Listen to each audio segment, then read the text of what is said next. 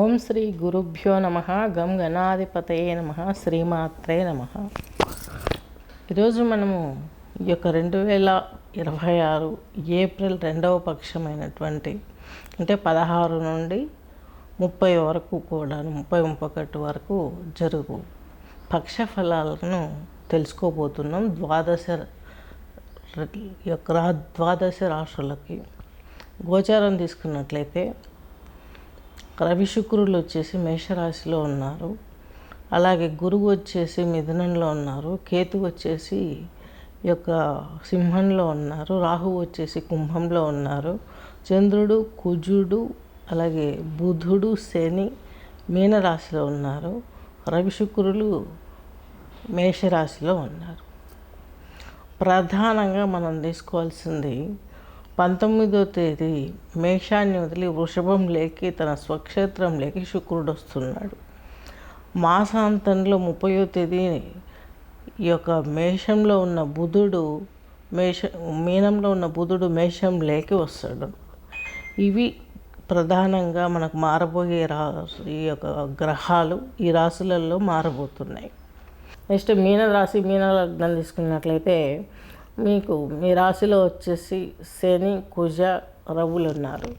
రవి వచ్చి మీకు చక్కగా ఈయన తీసుకున్నట్లయితే 6వ ఇంటి ప్లానెట్. నెక్స్ట్ వచ్చేసి శని భగవంతుడు వచ్చేసి మీకు వ్యయాధిపతి, భాగ్యాధిపతి. ఈయన కూడా మీకు మీ రాశిలోనే ఉన్నారు. నెక్స్ట్ కుజుడు వచ్చేసి మీకు ద్వితీయాధిపతి, భాగ్యాధిపతి. ఈయన ఇక్కడే ఉన్నారు.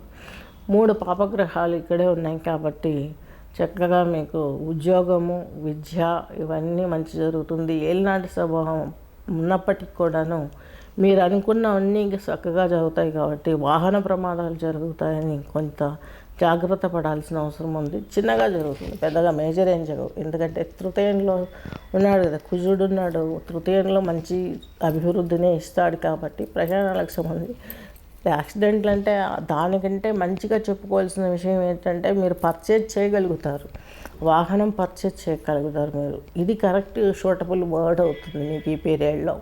ఆ ఆలోచన ఎప్పటి నుంచో ఉంటుంది. ఇప్పటి నుంచి ఇంకా మీకు అది సాధించే వరకు మీరు కృషి చేస్తారు. ఖచ్చితంగా మీరు అందులో విన్ అవుతారు.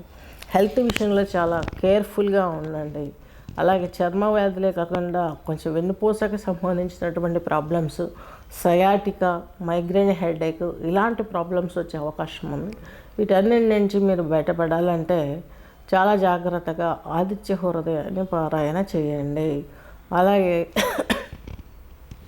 సూర్యాష్టకం ఇవి ఏమైనా అంటే చూడండి.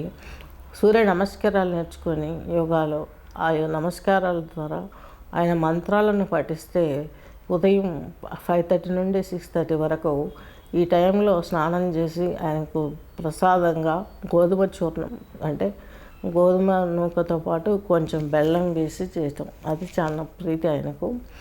ఒక యుద్ధంలో, రాక్షస యుద్ధంలో కొంచెం రాక్షసులతో పోరాడేటప్పుడు ఆయనకు పళ్ళన్నీ పోతాయి కాబట్టి ఆయనకి చూర్ణమే పెడతారు. అన్నవరం సత్యనారాయణ స్వామి గుళ్ళో కూడా మనకు అటువంటి ప్రసాదమే పెడతారు. కాబట్టి ఈ ప్రసాదం చేసి గోధుమతో, బెల్లం, నెయ్యితో చేసినటువంటి ఈ ప్రసాదాన్ని ఇంటి వరకే తినేటట్టు చేసుకోండి. ఎవరన్నా వస్తే గుమ్మం దాటి ఇంట్లోకి వస్తేనే ప్రసాదం పెట్టండి. బయటికి ఎవరికి ఇవ్వకూడదు. మనం చేసిన ఫలితం పోతుంది. స్వస్తి.